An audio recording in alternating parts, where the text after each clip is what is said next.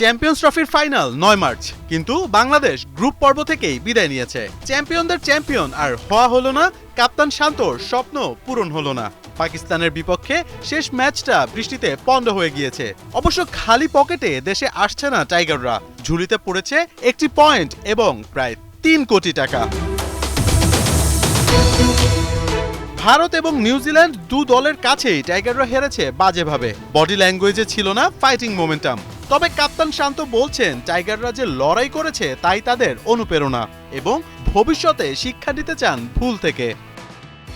আমরা যেভাবে দুটি ম্যাচে দীর্ঘ সময় ধরে লড়াই করেছি তা আমাদের জন্য অনুপ্রেরণাদায়ক। আমাদের ভুলগুলো থেকে শিক্ষা নিতে হবে।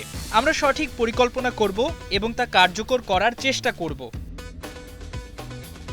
পাকিস্তানের বিপক্ষে শেষ ম্যাচটি খেলতে মুখিয়েছিল শান্ত অ্যান্ড কোং। পাকিস্তানকে হয়তো হারিয়ে দিয়ে পজিটিভ মোমেন্টাম নিয়েই দেশে ফিরতে চেয়েছিল টাইগাররা, কিন্তু বিধিবাম বাধা হয়ে দাঁড়ায় বৃষ্টি।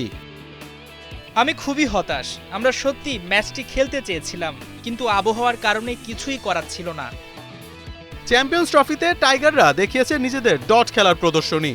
ভারত এবং নিউজিল্যান্ডের বিপক্ষে সর্বমোট প্রায় 57 ওভার ডট খেলেছে শান্ত, মুশফিক, মিরাজরা।